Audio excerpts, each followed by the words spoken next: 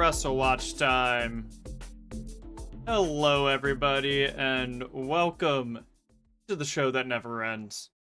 It is time for WrestleWatch on this lovely Sunday evening here in America. Ryan, right now, flying solo for this episode of WrestleWatch.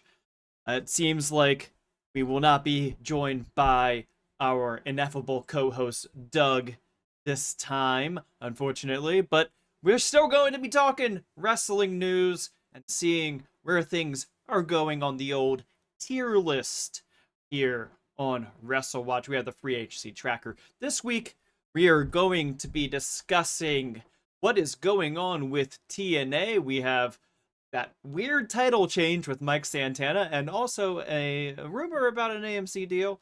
We'll see what's going on with that. Joe Hendry allegedly signing with WWE finally here. We have some news about Hyan and Maya World. They've been making the name out of their 3 minutes. Is it helping anybody? Is Zayda Steel injured or signed? Well, we have some news about what happened at House of Glory last night. Clark Connor's leaving New Japan. We'll find out maybe soon. We have some hot takes about Wrestle Kingdom and about Blood and Guts to get through. First off, let us talk about what is going on with TNA. Let's transition that to LOL TNA. LOL TNA, as it goes, and TC in the chat, thank you for joining us today, says Skeech couldn't handle all the TNA talk that's about to happen. That is 100% true and accurate, exactly what's going on this week on WrestleWatch. No, I just think that he had a late work shift, couldn't get in on this one, unfortunately, but that's the way it goes on the WrestleWatch. So, TNA had a quite an interesting week, I think. We're gonna look at multiple angles of this and see, are they squandering the momentum that they've been building recently? I think that since let's say 2024, early 2024 that was when they had the grand relaunch of TNA, was it? Where we had Scott D'Amore bringing back the TNA name. Everybody was really hyped for Hard to Kill that year. And then since then, Scott D'Amore gets, he's let go by TNA.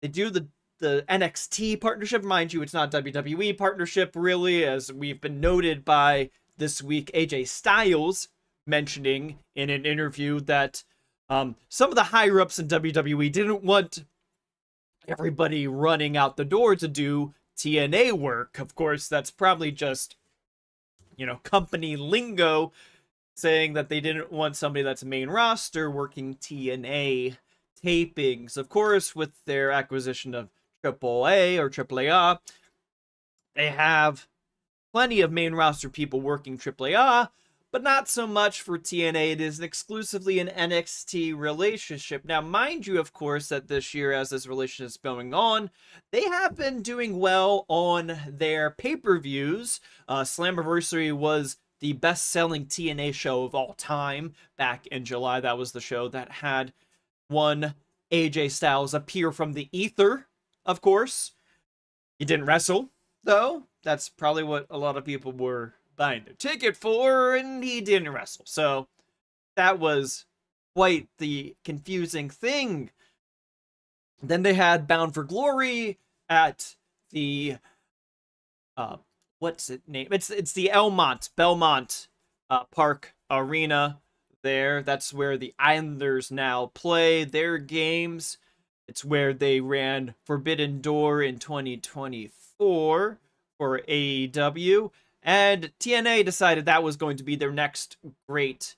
no, that was Slammiversary, excuse me. I'm sorry. I was doing all this preamble to say bunch of nothing. That was the show in Lowell where they claimed that they had a great attendance number, which wasn't as great as they were claiming, but let's not get into that. let's not get into that. They're having a perceived momentum, right? A lot of people have been saying maybe TNA is becoming a #2 promotion in America. As one great comment that we saw in reaction to this show that I'm giving the preamble to, said TNA is #2. Yes, TNA is #2 as an S word from my ass. That's what this review of this show said. Let me give you the full review that was left. This is from Cage Match, talking about what we're going to be talking about today, which is TNA, quote, has been around for nearly 24 years, and for their entire existence, they have got it in their own way.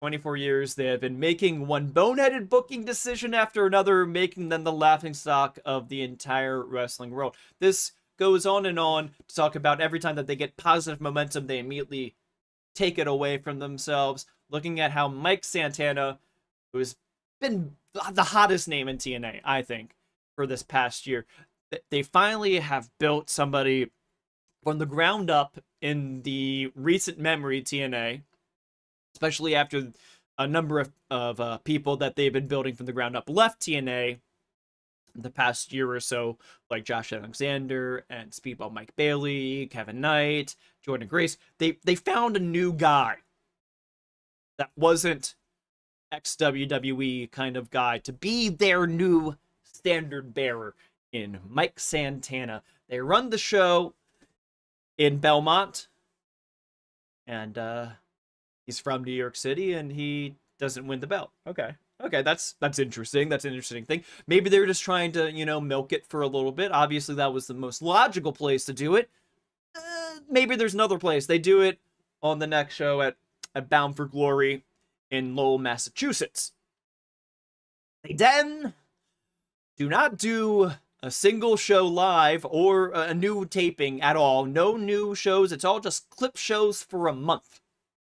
That is Mike Santana's entire reign, because the first show that they have live, or new show, it so happens to be a live episode of Impact this week that they did. They aired it live from Full Sail in Orlando, the old home of NXT. They have Ryan Nemeth come out to challenge him, and I like Ryan Nemeth. There's nothing wrong with what's going on up until this point. Ryan Nemeth coming out to challenge Mike Santana makes a lot of sense. It's a fun thing. It's going to set up, Nick, because he won the Call Your Shot thing, co-won it with Frankie Kazarian. Makes sense. That's building up to a match between Santana and Nick Nemeth. Makes total sense. They then get jumped by what can best be called the NWO B team of NXT people. The only names of people that I remember and could recognize that jumped them were Charlie Dempsey and Brian Pillman Jr. And they then, Santana is allegedly hurt in this. Hurt. That's when Frankie Kazarian comes out to call his shot. We get a 1-minute match where Frankie wins via a roll-up. Santana's going for his big move, and Frankie Kazarian just pops up, pins him. It's not even like a surprise roll-up, kind of like, like whizzly whammy, wham bam, thank you, man. Come and think it. Just like, it seems like it's just like a moment to start the match, and he wins it within a minute. And that is the entire reign. Mike Santana, the chosen one for TNA. Where does that leave us then for one Mike Santana? Well, it's been reported now by a number of outlets that his contract is running out at the end of this year. Now, TNA is hopeful that they will retain the services of Mike Santana. I don't know about that. I mean, They then tried to run this as an angle. They went out and reached out. Somebody in their front office kind of person tried to reach out to a number of outlets, including PW Insider and Fightful and a number of other outlets, to try to feed them something about Mike Santana missing an interview and not doing a meet and greet after Thursday night taping. And well, Mike Santana, we haven't seen him. John Ross Sapp saw through that, understood that was work the sheets. One outlet did report it, but it was pointed out that this is very abnormal. Sometimes promotions will try to push stories. Sometimes they'll say, "Hey, there's something going on here. We're working a story. Don't worry about it." So that maybe an outlets won't report about an injury, or will be like, "Hey, yeah, so they're acting like they're injured, but like it's just kayfabe for now. Don't be worried about their health. Take it off the record and everything like that." It's peculiar to have a story that is not then referenced on TV. It wasn't referenced in the special that TNA did last night. They didn't reference this at all. Mike Santana has a tag match on the card. Don't reference this potential storyline whatsoever. They dropped it. But in the meantime, they had Mike Santana cancel, or they canceled for him, or he didn't show up for an interview with Pro Wrestling Illustrated, I would say one of the best outlets. They just did the PW Women's 250, where we have a number of names on our free agency tracker who are on the Women's 250. Little spoiler for later in the broadcast. It's not professional to do that to an outlet like Pro Wrestling Illustrated at all. So what do we have then?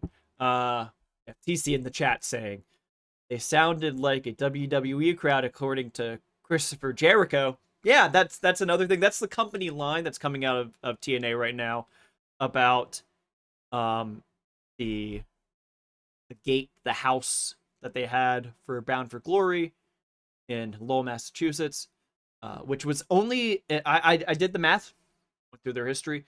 I believe that was their third largest house, and they're claiming that is their first largest house. The first is Slammiversary this year. The second is in 2013, if I remember correctly. They ran a pay-per-view at the Alamo Dome, which is a gigantic venue for TNA to do. They tried to fill it. They got around 5,000 people. And TC also saying, remember when TNA was pretty well run for about 5 years there? Good times. Yes. So that's kind of like the thing, is that like there was a period, I would say, from 2019 until last year where it felt like TNA was being run very well. And Scott D'Amore was the captain at the helm for that period of time.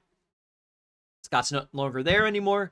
They tried to switch to a model of contracts that are only for like a year or pay per appearance.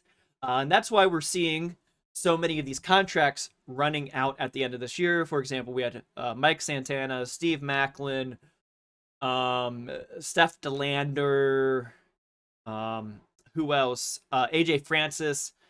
Contracts all are running out. The Rascals, who we've been discussing here on WrestleWatch the past few weeks. Actually, in fact, Desmond Xavier, Wesley, appeared on this TNA broadcast last night, their special, and all the sheets had to report that he is not signed TNA. This is pay-per appearance, and it seems very likely now, I think, that the 3 or 4 members of Rascals, depending on how you want to describe members of the group, seems like they're trying to make their contracts align for whatever their next step is. They could all stay in TNA. They could all try to package deal and go somewhere else. Try to work the indies as a package deal, something like that, maybe. Who knows? But there's a lot of contracts that are running out right now. This period where they were going to be off TV for a month. It seemed like originally they thought that they were going to have a TV deal lined up. That TV deal has not happened yet. We've gotten some word into the WrestleWatch offices, we call it, so to speak. First off, earlier today we had John Alba reporting via Sports Illustrated that TNA is in discussions with AMC networks. AMC networks also includes BBC America, a few other networks that are not super notable, other than AMC, which has an okay footprint on the landscape, although recently, most famously, they had things like Mad Men and Breaking Bad on AMC. Recently, it's mostly Walking Dead spin-offs and Boulet Brothers Dracula. So that is one option for them. The reach of AMC is about double that of Access, which they are currently broadcast on. So it would be an upgrade. It wouldn't be as good of an upgrade as going to the CW. Sources are saying that AEW's belief was that CW was the front runner for getting TNA, that they wanted TNA, and that they would be putting it on Wednesday to compete with Dynamite. It seems that that is less and less likely. Personally, this is not source based, it's just personal thought on it. I don't think that it's a great idea for TNA to run up against AEW on Wednesdays. It just makes them fodder, and any partner that tries to sign them for it, like look at Comcast, if they're going to try to sign TNA on Wednesdays for one of their channels, well, it's like, cool, so you kind of screwed us out of the end of the Peacock deal for the PLEs. We're not getting good enough ratings for Saturday Main Event to keep it on NBC. We're going to move it off. Let's keep it on Peacock. Why would we want to say yes to a property that hasn't proven itself on TV in quite some time, that you're pushing for us, and make it run directly competition to another pro wrestling show when there's no other pro wrestling show on Thursdays in its time slot right now? Doesn't seem smart for a business to say yes to that kind of thing. We're seeing some words that we've been getting in source-wise, saying the last discussion that this source had with somebody regarding all of this said the latest rumbling on the TV deal side is that they're talking to AMC, probably a rev share deal.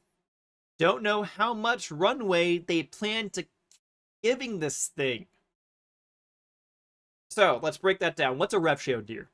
That means rather than getting guaranteed money, so they're talking about possibly getting in the range of a couple $1 million out of this. They wouldn't be guaranteed a couple $1 million. So they're saying, oh yeah, they're trying to get $6 to $10 million for their contract. And mind you, of course, here on WrestleWatch, we don't just talk about free agency in the world of professional wrestling. We're the home for it. We're your number one source for that. As far as podcasts go, we also talk about business. So that's why we're going in depth on this right now. It does have to deal with free agency once we get through this preamble, I suppose. AMC does give them stability. Yes. But something in the 6 to 10 million range is what they were looking for guaranteed. They're really looking for 10 million guaranteed money. A rev share deal means that revenue generated by the broadcast will be shared between AMC and TNA. It's not guaranteed money. One source was saying that with potential bonuses that could push it to 10 million, that's the rev share aspect. So they're looking at something around $6 million of guaranteed money. Maybe that's just the estimate is $6 million of a rev share deal, and hoping that by getting enough viewers that they can push it up to $10 million. That is a far cry from them being in discussions with CW. And let's go to the second half of that statement from the source that we had here. Not only that it is probably a rev share deal, but they, quote, don't know how much runaway they plan to keep giving this thing. That is in reference to TNA seeming to be kind of cash-strapped.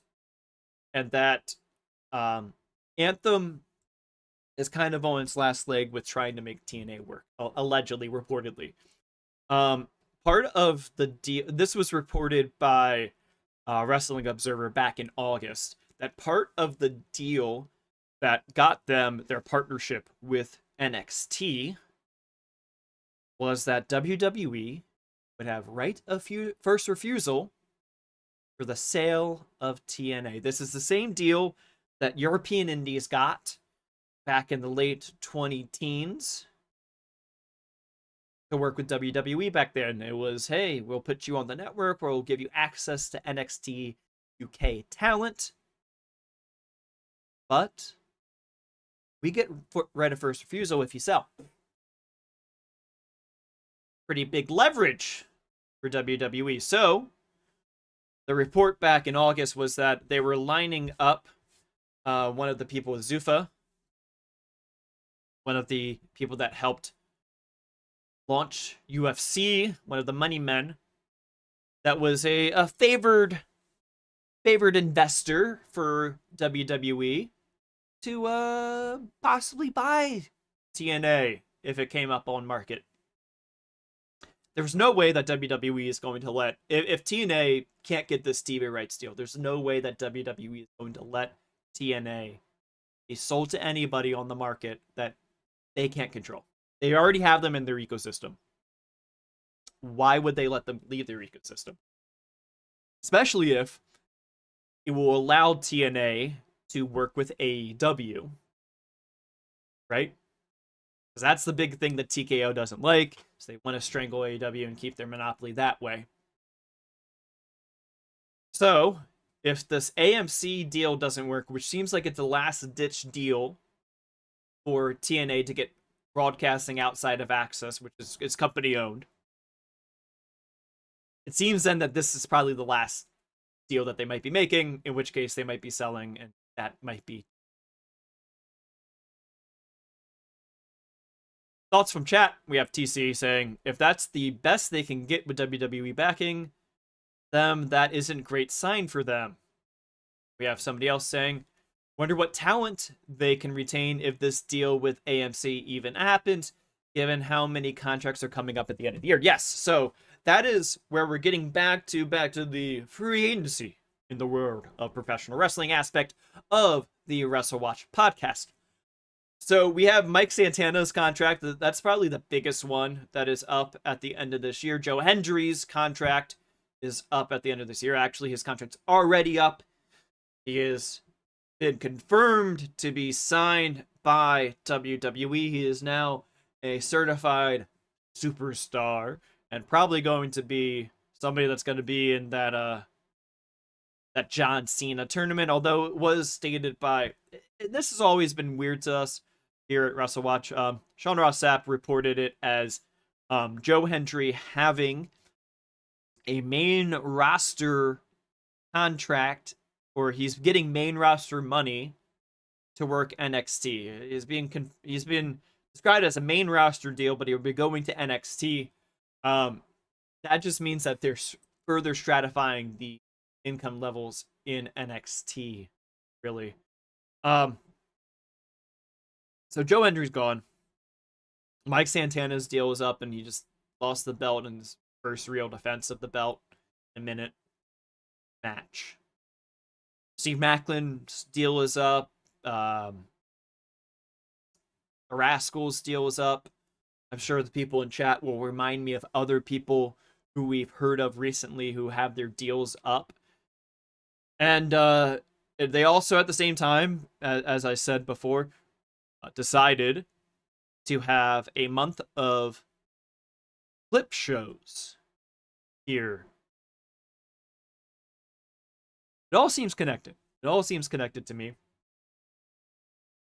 So, where do we think that means for Mike Santana? Do we think that Mike Santana is going to be leaving TNA? That is a big question, because I think that he has developed himself as a certified singles star, I think, in TNA. I think that he is somebody that, yes, Top Dollar AJ Francis, my fellow alum of the University of Maryland, went to school together. How can I forget him? We're both varsity lettermen for the University of Maryland. D1 scholarship athletes over here, me and AJ Francis. Mustafa Ali, yes, that's another one whose deal is going to be up. So let's just look at Mike Santana first. I think that there is a possibility that NXT could be interested in him. I think that he's a solid hand. I think that he's shown that he can headline a promotion and get people behind him. I don't know how he'll play for the Winter Gardens crowd. Eric Young, yes, beer money. I don't know how Mike Santana will play for the Winter Gardens, Winter Park crowd down in Orlando at the PC. I think that he is somebody that the people get behind. I don't know if he would have space in the current AEW to go back there. A lot has changed in AEW since he left, though. Yes, Killer Kelly is another name. For that matter, Masa Slamovic's contract was due to be up as well, although they're letting hers expire at this point.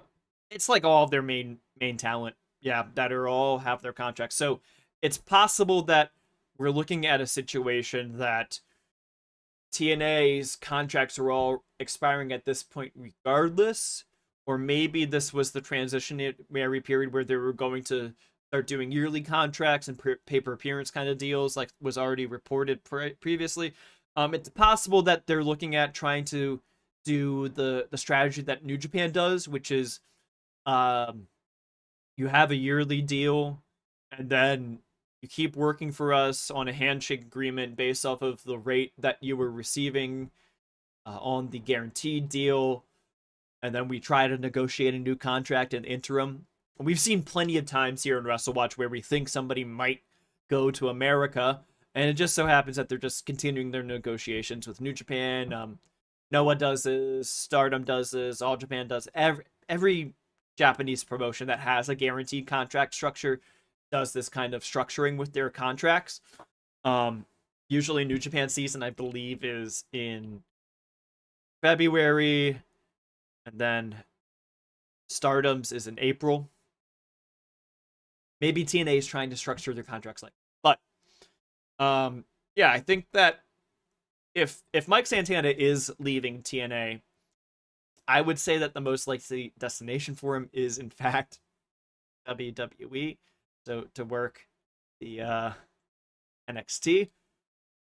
But we'll see what happens here. Could be that he just stays. He could just stay at TNA. We don't know. Don't know. And with that, that's been the LOL TNA portion of the podcast.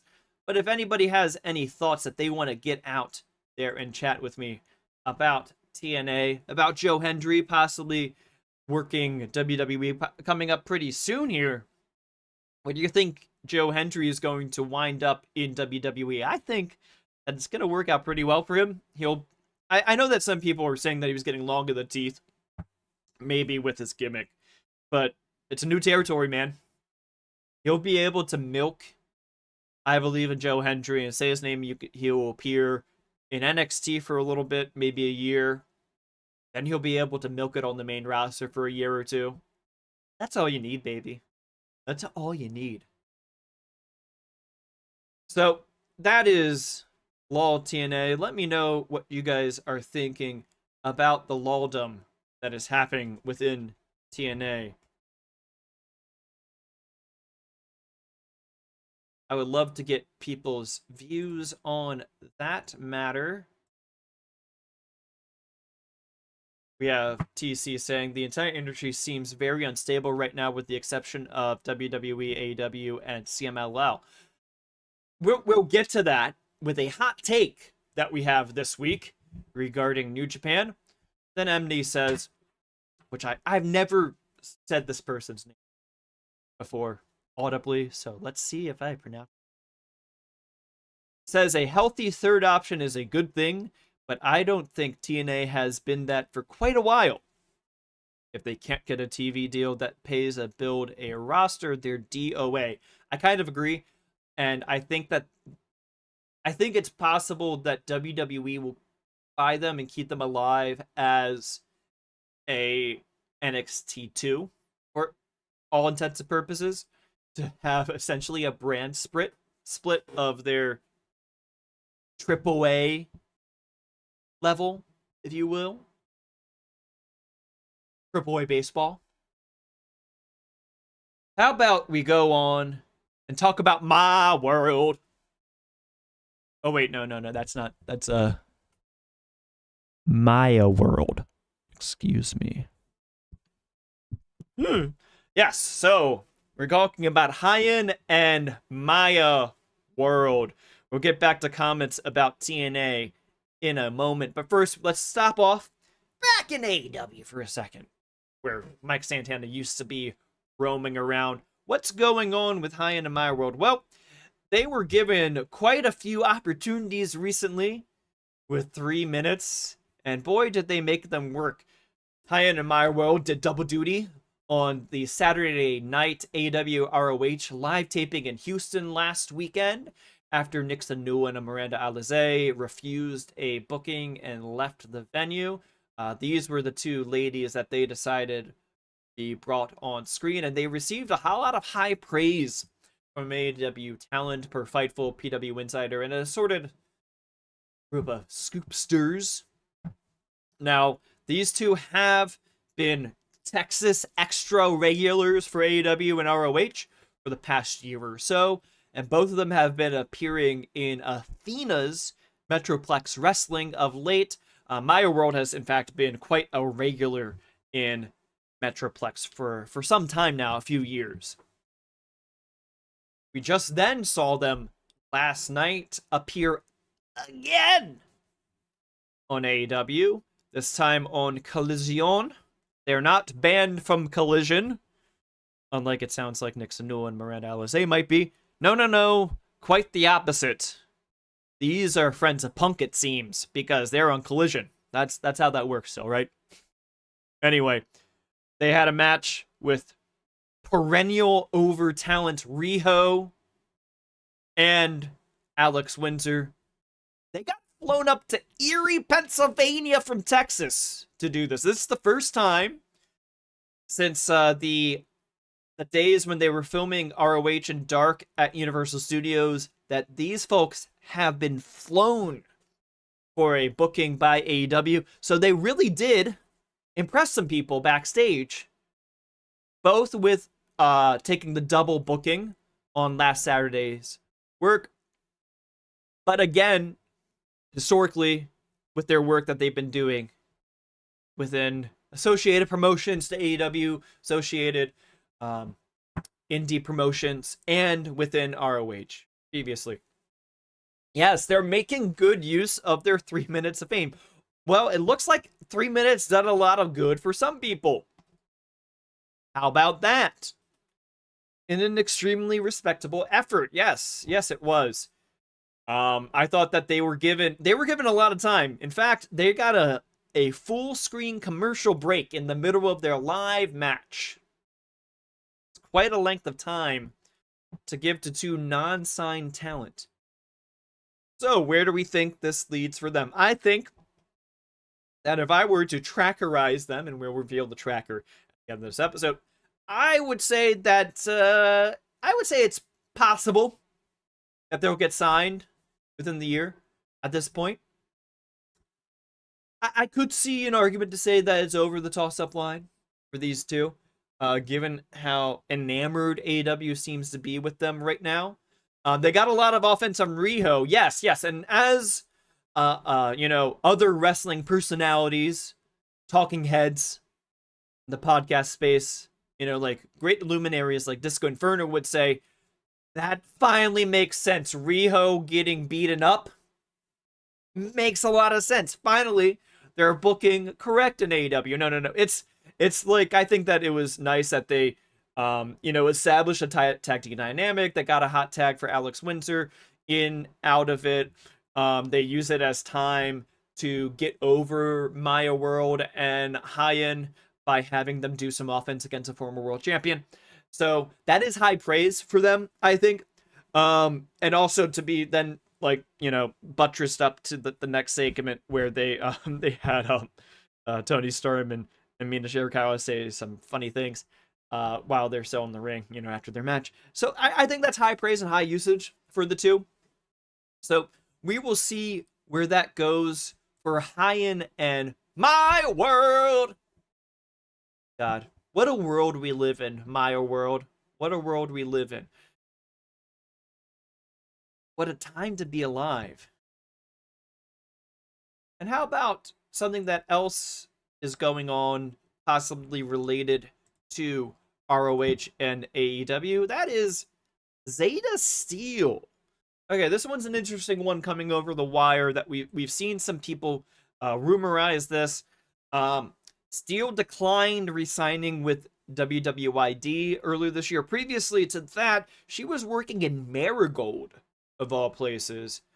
She's only like 22 years old right now, so it's kind of crazy that she was so young as an American performer going over to Japan, working with Rossi Ogawa. Leaves Marigold, comes to the US, gets a WWE ID deal.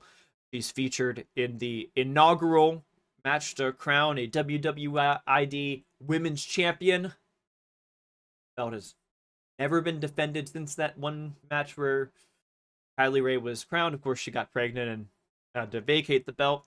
They had a number one contenders match for it and then have never seen the belt since. Don't worry about that. But Zayda Steel appeared on Evolve as well, doing some GCW work. Okay. She declines for re-signing at a WWE ID deal. Okay, that's interesting because WWE ID deal said that while they're active, WWE has right of first refusal if one of these talent gets an offer to work a promotion full-time contract. She says no. Reportedly, they recorded a pre-tape for ROH this past week. We haven't seen that pre-tape yet, but that's the report. There was some rumoring this weekend because House of Glory had a show that she was scheduled for, and she was pulled from the match. And in fact, it was a fake injury angle. There was nothing about her showing up to AEW instead. No. It was just that it was a fake injury angle to try to work cheats. Did it correctly, it seems. So, what do we think about Zayda Steel? I personally, this is my personal opinion about this coming through. Usually I don't have an eye out for people that are prospect kind of level talent. Now, I do think that here at WrestleWatch we should be giving plenty of looks to indie talent. I've been pushing for years now for us to be looking at indie talent from the British scene in particular, where I go every year in the last week of August for the bank holiday for the AW Week shows. I have a lot of fun watching British indies and scouting out, essentially, people that might show up here on this side of the alien. But usually I would say that somebody like Zayda Steel's age, I wouldn't have an eye on her for our tracker. That being said, of course, most of the people that we rely on here for sourcing and background, our committee of sorts here at WrestleWatch, they're high on her. So they would like her to get onto our tracker.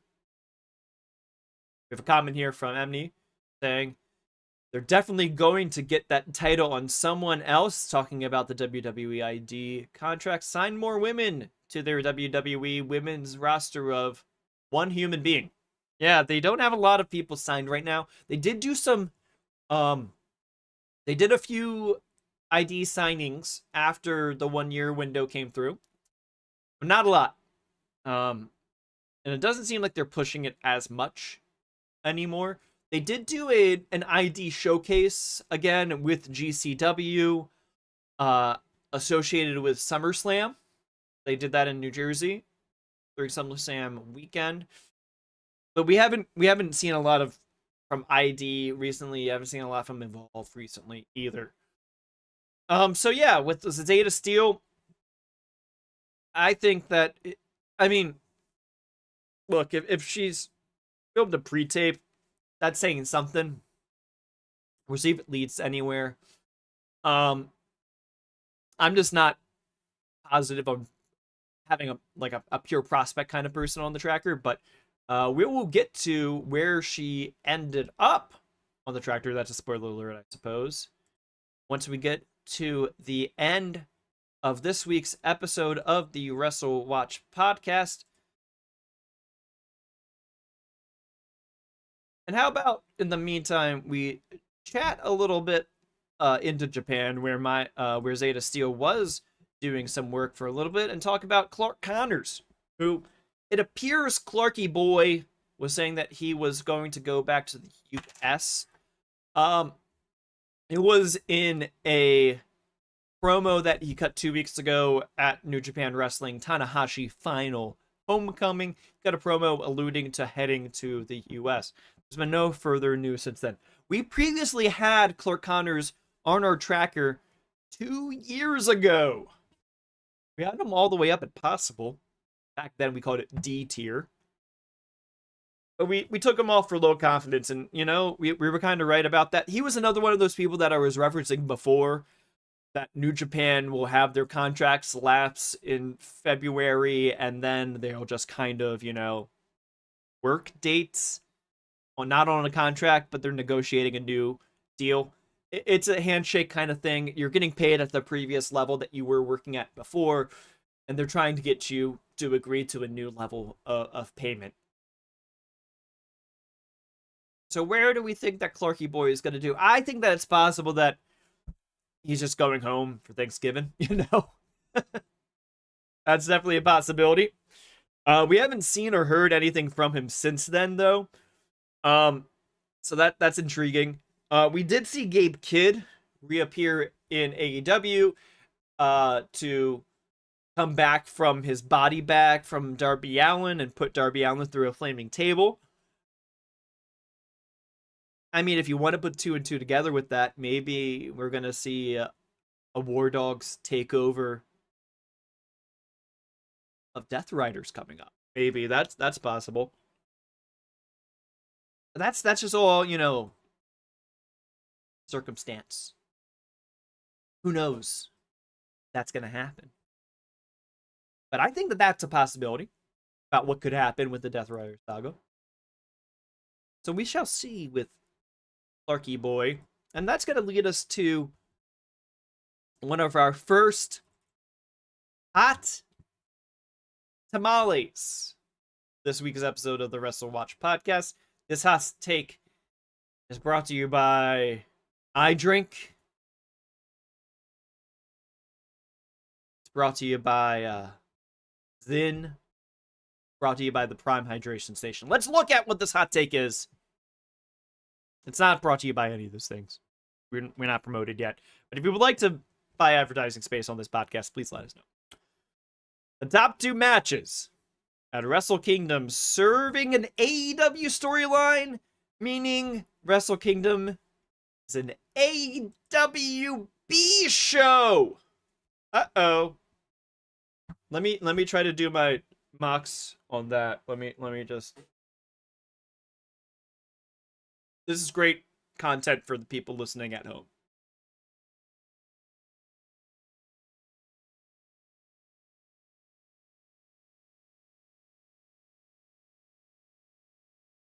Okay. So, That was great content for the people listening to this podcast later. I just, you remember Mox getting his eye drink on. Finally, somebody drank eye drink. Okay, so hot take. This is the hot take. Again, I'm going to restate it for the people. Yes, and I'm drinking water. Yes, for the people wondering. The top 2 matches at Wrestle Kingdom serving an AEW storyline, meaning that Wrestle Kingdom is an AEW show. I would not describe it as such. And this is kind of getting to what I believe it was TC said earlier, which is that it feels like the industry as a whole is unstable right now. We saw Prestige is going to be closing up. That seems to be due to overworking. DPW is closing up shop. Unknown why that's happening. So it seems that outside of WWE, AEW, and CMLL, that seems like those are the only consistent, stable promotions right now. Well, New Japan selling out the Tokyo Dome in January. So, yes, the final 2 matches on the Wrestle Kingdom 20 card that we have right now, the final 2 matches, and this is kind of, I think us having 5 matches already announced for Wrestle Kingdom is pretty far out. For it to be two months prior. So the card as it stands right now, I think is all hits, except for a confusing match, which is the El Desperado, Kosai Vegeta, Taiji Ishimori, and Sho 4-way for the #1 contendership to the IWGP Junior Heavyweight Championship. That means that the Junior Heavyweight Championship and the Junior Tag belts will not proudly be defended on Wrestle Kingdom. It's odd. That's the only odd match. I mean, Fujita and Ishimori have been really, reinvigorating the junior division. And that's something that I'm doing a little preamble again, but I'll get to my point once I get to the end of this preamble. We have Sai Kamatani versus Shuri announced for it. We have Evil versus the debuting Aaron Wolf for the Never Openweight Championship. We have Konosuke Takeshita versus Yota Tsuji in a title-for-title bout for the World and Global Championships. And we have Hiroshi Tanahashi versus Kazuchika Okada in Tanahashi's final match. Okay. And based off of those 5 matches alone, sold out the Tokyo Dome. Well, they sold out their setup. The setup that they had. So they've sold around 30,000 tickets already. They're going to probably get in the 45,000 range, I would bet. I think it's possible that they could go past that. 40K was what they did on night 1 or on January 1st, January 4th, 2020. 43K is what they said was the attendance for 2018 for Wrestle Kingdom 12. I think it's possible that they get 45. And that is a promotion that people are saying is dead. People are saying is not stable. That's a lot to say about New Japan right now. I think that this is actually a turning point for New Japan. I think that this is going to be a great relaunching moment for New Japan. I think Fujita and Ishimori are going to really be the foundation for the junior heavyweight scene for years to come. I think that somebody like Hiromu Takahashi is going to get leveled up into the heavyweight scene coming up here. It seems like that the 2 main events, so this is what the hot take was saying, was that it feels like this is an AEW show because the 2 main events are AEW talent and advancing in AEW storylines. Now, the thing about that, though, is that it's It's Tanahashi's last match. It's about Tanahashi, right? Okada's going to do heel antics that he's been doing in AEW, though. Sure. Takeshita versus Tsuji is, I think, hopefully their crowning moment for the first new generation person that they have, the new Musketeers, the Reiwa Musketeers. Calling. It hasn't really stuck, though, unfortunately. But their new gen of up-and-coming talent, who I would say is Yota Tsuji, Shota Umino, Yuya Uemura, I would say Ore Orwa, Bolton Oleg. These are the kind of talent that they've been building up for the last few years now. And maybe they weren't ready yet to take the reins and be the main eventers, but I think that it's time. And I think that the opportunity is Takeshita versus Tsuji. One of the two AEW people is losing their matches, right? Okada or Takeshita is going to lose. That's a given. If it's Takeshita losing, Tanahashi goes out on his back. Right? That's not bad. That's a fair way for Tanahashi to go. And now sets up, you have Yota Tsuji now as double champ. You have Okada as a man that just unified set belts last year. And he hasn't put over anybody in New Japan since leaving. That, I feel like, is the transition moment. Maybe we'll have Okada challenge Tsuji.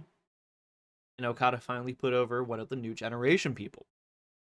Now, let's say that Okada loses to Tanahashi. Tanahashi goes out on top like Sting. Takeshita wins. Okay, yeah, that does further the AEW storyline far more than the opposite scenario. Now you have Takeshita, AEW signed talent, being the WTF of New Japan. Now, of course, he has 2 deals with New Japan. He has a deal. Sure. But yeah, that would be kind of puts a weird taste in your mouth. Especially because it feels like what they're doing in World Tag League, at least to my view, this is just my opinion, is that they're trying to build up Shota Umino and Yuya Uemura as like the next tag team and as main eventers and as possible people that are going to rival each other in the future. That's what I think that they're going to do with World Tag League coming up here when it starts the end of this week. I think that your match at Wrestle Kingdom is Knockout Bros versus those two. So I think that they're moving in the right direction. I think New Japan's moving in the right direction. Let's look at the comments here on this. We have a comment saying, yeah, a proper passing of the torch will do Nuge well in the long and short term. I agree about that.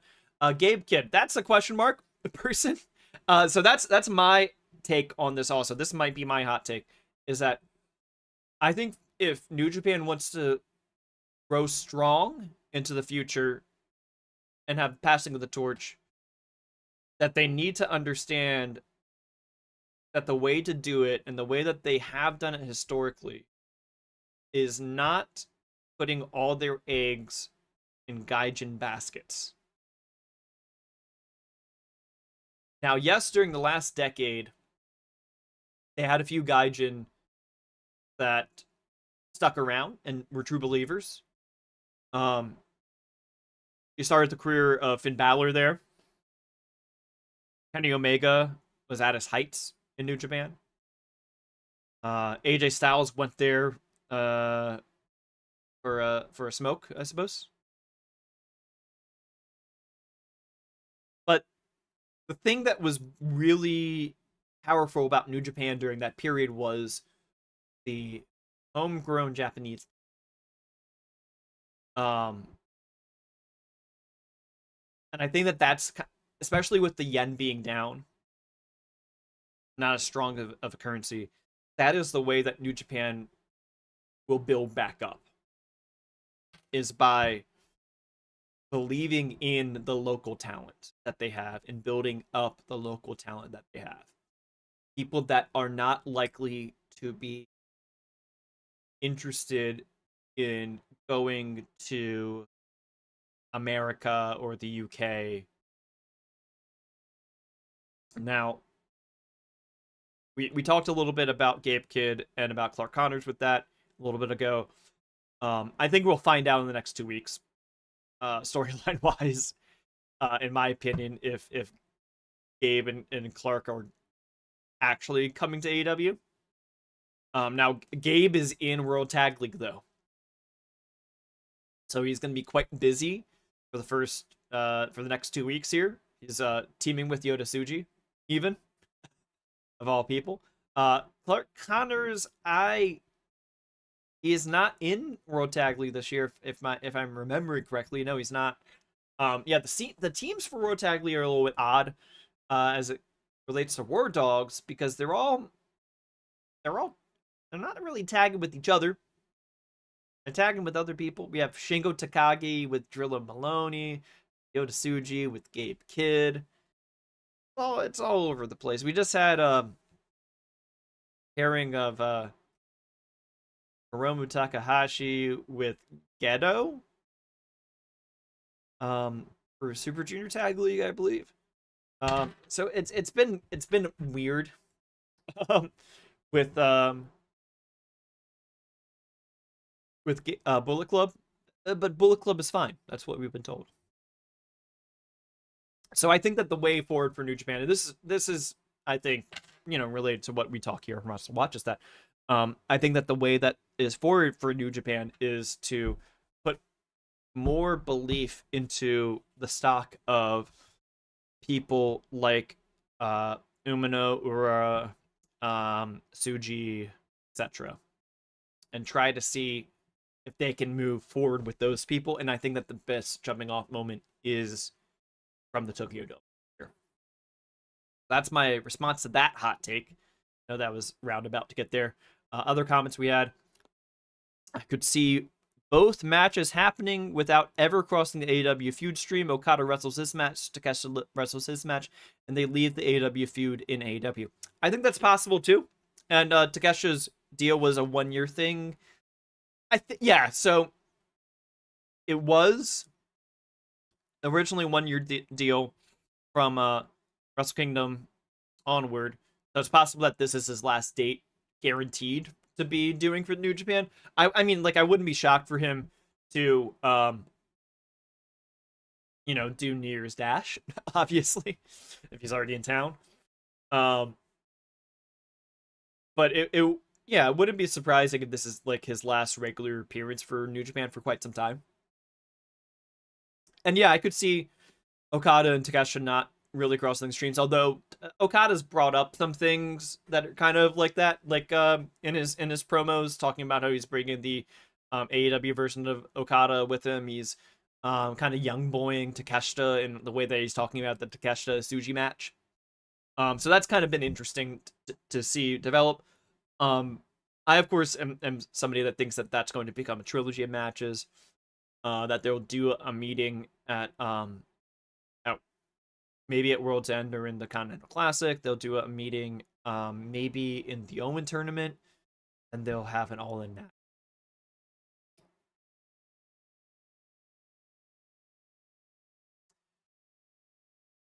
And then we had a comment about maybe Connors and Kidd already got the message that their prospects might be limited. That's possible. I think that Gabe Kidd had high prospects in New Japan, if he wanted to stay around in New Japan. I think it's possible that, like, maybe he got, like, talking to people about, like, oh, hey, what are you making in AEW? Oh, wow, that's a lot of money. Hey, yeah, make out AEW, Mark. That was a Gabe Kidd accent. I'm mad, bruv. That's a lot of money, bruv. There it is. So So that's my response to that hot take. What was the other hot take that we had this week? Blood and Guts. This is the hot take. Blood and Guts might be the best episode of American TV wrestling ever. Ever? I disagree with that. First off, it's very hot to say that. I would say that the best episode of American TV wrestling ever is the night that Tony Schiavone said, "That'll put butts in seats." And Mankind won the world title. That is the best night. Sorry, that's the answer. I mean, like, yeah, you know, like, based off of, like, match quality and everything like that, sure. I'm like, I don't remember anything else from that card of Monday Night Raw, but that's my answer. That's my hot take, is that the greatest episode of American TV wrestling is that... Okay, yeah, it's the... Comment was wrong, it's the constant. From Lost? Ah, man. Not Foley's boat. That's what happened after that match. Not Foley's boat. Yeah, so that's my I mean, I think that it was a pretty good episode of American TV wrestling. I think that the two Blood and Guts matches were very good. I liked the women's match far better. The men's match kept going outside of the cage, which is kind of like the point of the match. So that didn't endear me much. The match between Hangman and Powerhouse Hobbs was very good as well. But there was the promo stuff in the middle, not that great. I don't know. I would say like one of the you know what? Here's some throw out. Yeah, so I said the WWF Raw episode where Mankind won the belt. That's pretty high on the list. Hey, here's one. The contract says McMahon. That's a good one, huh? That was a crazy episode. I thought that episode of Nitro was actually pretty good. The last episode of Nitro was pretty good. We have... I mean, I would say... People might not like this one. But I would say either the first Rampage episode with Kenny Omega versus Christian for the TNA belt, or the first Dance could be in the running. You could go with the first Grand Slam. Now, that one caused socialism to come to New York City. That AEW episode. So, as far as most impactful episode of wrestling, it's probably that. Although Impact's on Thursdays, at least for now. So those were the hot takes. I wanted to go back to talking about the TNA situation. We had a comment in there. I'm trying to find the comment now, but I lost it. Oh well.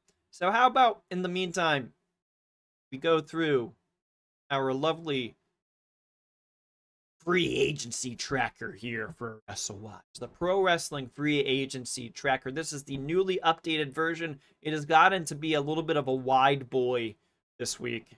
In fact, up in the certain tier, it's only one name now. It's Adam Priest. Yes, so Joe Hendry has finally graduated from our tier list. He was certain.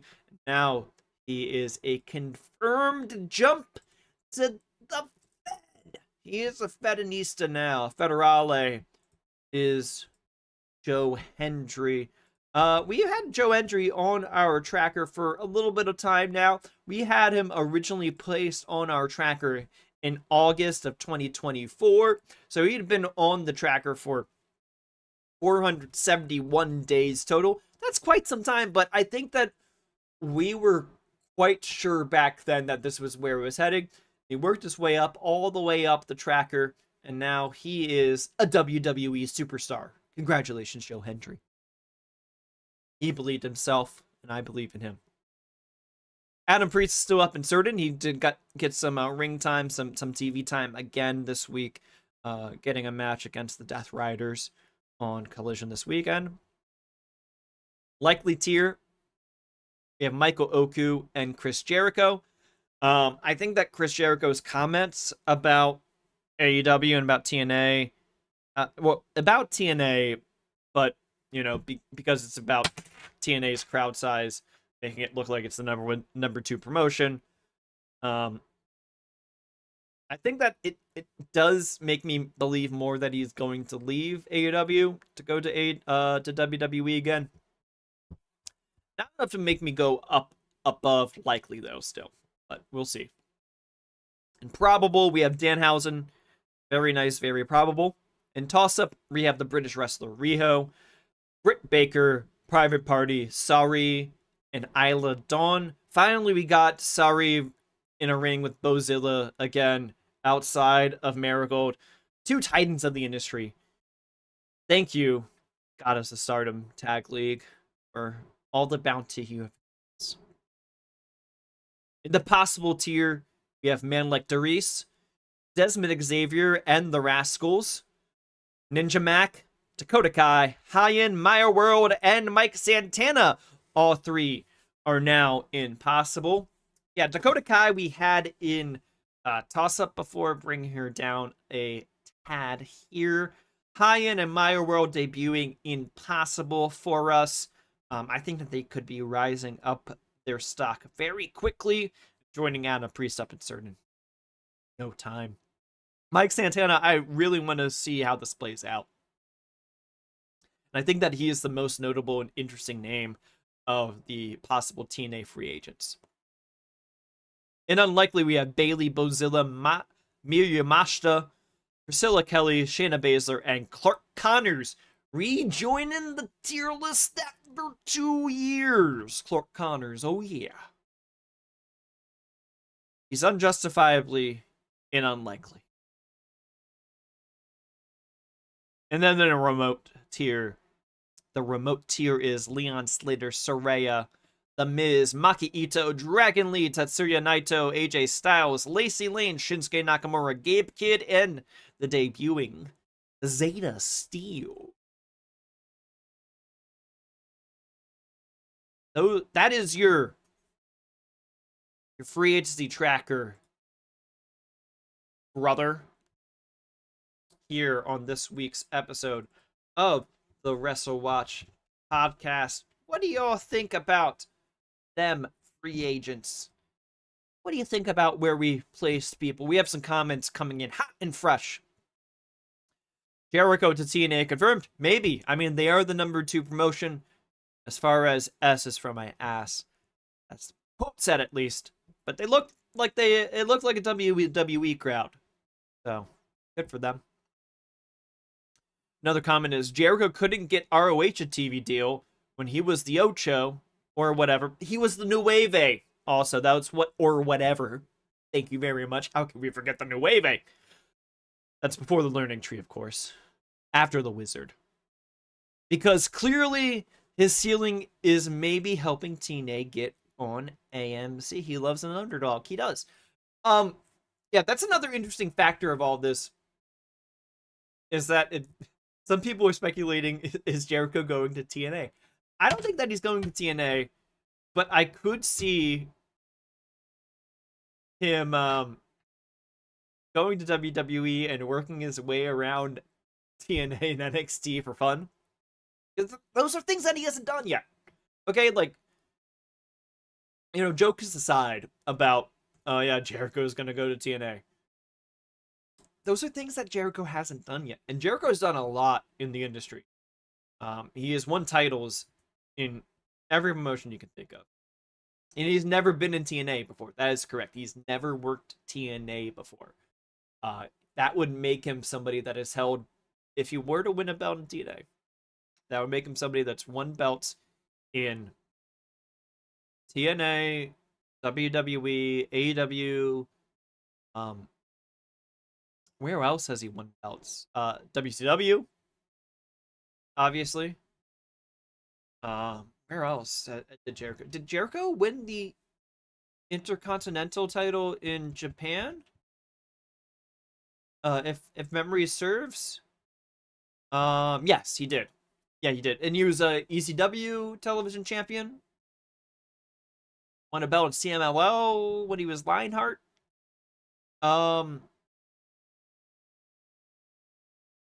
Didn't win anything with AAA, though, when they were working with AEW. So that is WCW, ECW, CMLL, WWE. Wait. WWE. I'm trying to count it. WWE, AEW, CMLL.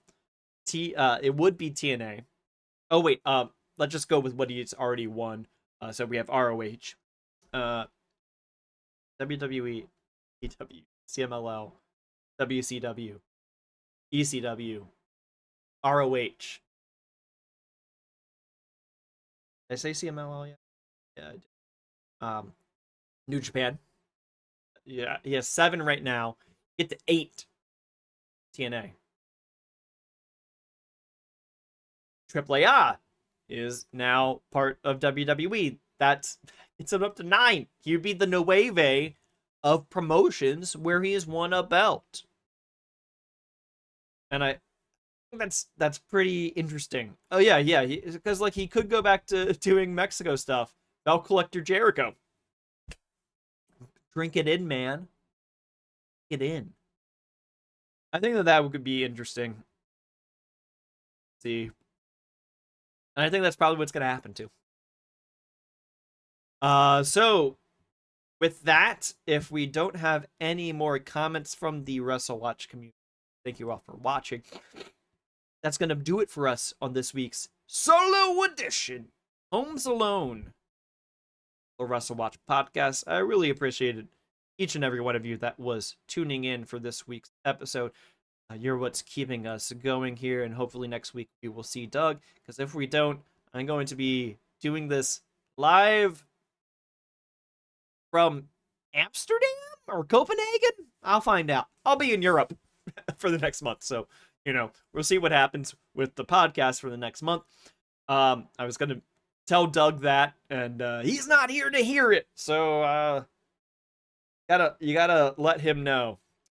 So I will see what happens with the podcast for the next month. But if you guys could, if you haven't already, please hit that little thumbs up for like. It helps with the algorithm. If you could leave a permanent comment on the video as well, that helps as well. And if you're not already subscribed to us on YouTube or on your podcast catcher of choice, please do so. It really helps us grow this product for WrestleWatch.